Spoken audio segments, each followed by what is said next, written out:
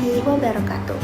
Hello everyone, my name is Salum Rizky Apriliana. I'm a student of Semarang State University majoring in Office Administration Education and currently taking semester 4. Making choices and serving in the field of education needs to be realized that is a noble life goal.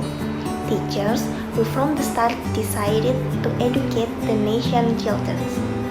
Of course, know all the risks that may be faced when becoming a teacher, especially when the teaching and the learning is a career. A crowded and unfavorable class is one of the inhibiting factors for the process.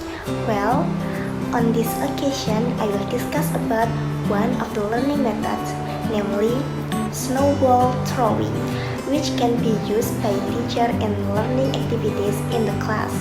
Talking about learning methods, of course, there are many and very possible to be applied in the classroom.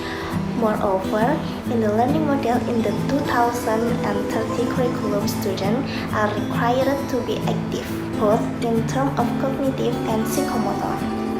So, how can students be actively involved in learning activities in the class? It's very easy. The teacher only needs to make them move, at least stand up from their seat. If the teacher is found in a class that has a predicate that is not conducive, it will be easier to use the snowball throwing method. Judging from the literal meaning of the sentence, snowball throwing means throwing a snowball. Wait a minute. A snowball? Teachers don't translate etymologically this learning method because according to Komalasari 2010, it is stated that the snowball throwing method is a learning method that explores the leadership potential of students in groups and the skills of making answering questions. There are combined through imaginative games of forming and throwing snowballs. Then, how to apply this learning method? It's calm down. Don't worry, here are the steps or syntax of the snowball throwing learning method. Listen carefully, okay? Step 1. The teacher presents the material that has been determined previously. Step 2. The teacher makes a study group, while the students determine the group leader who will be appointed to explain the learning material that has been presented previously. Step 3. The group leader will be the leader and carry out the discussion while explaining the material. For the next, students are asked to provide a paper on which a question will be written. The question must be related to the material has been presented by the teacher and the group leader. Next, the paper will be shaped into a ball, then the ball will be thrown to another student in a different group. Can be randomized for 3 minutes or more. After finishing throwing, the teacher will appoint a group or student to answer the question on the roll of paper. These sessions are conducted alternately. Next, the teacher will reflect and evaluate the learning process and activities. For the last steps is the teacher will do the closing activity. That was the explanation of the steps or syntax of the snowball throwing learning method. For the next, I will apply the snowball throwing learning method into office administration subject matter, namely in introduction administration subjects. And here the steps or syntax in applying the snowball throwing learning method in introduction administration subjects.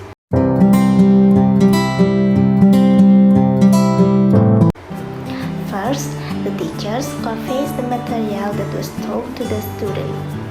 Submission of material in the form of division of administrative science. Okay, Assalamualaikum warahmatullahi wabarakatuh. Waalaikumsalam. Good morning everyone. Morning, How ma'am. are you today? I'm fine, thank you. Okay, thank you. And you? Okay, we will discuss about the division of administration science. Okay.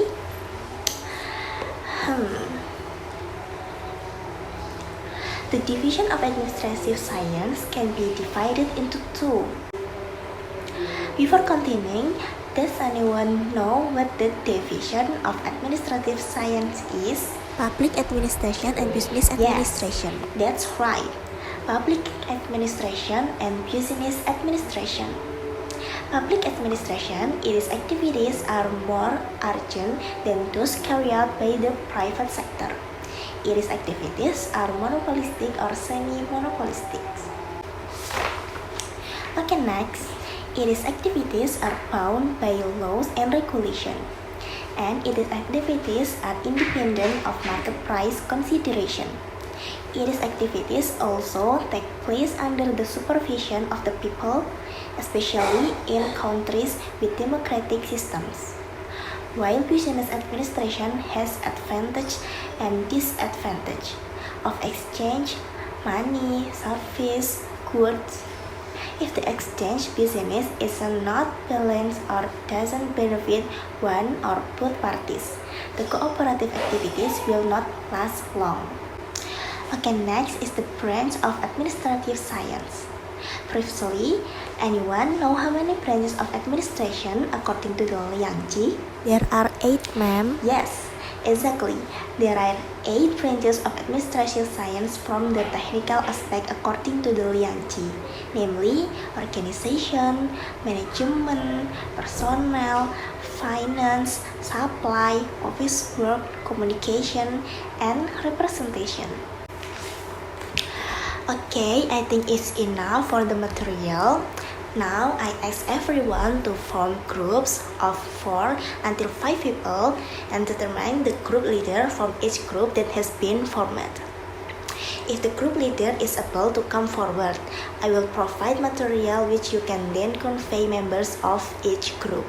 When the group formation and delivery of the material has been completed, I will read the rules of the game. Please listen carefully. For the rules of the game, prepare a piece of paper and write down questions related to the material that has been presented. Please can write the question. I give it about 5 minutes.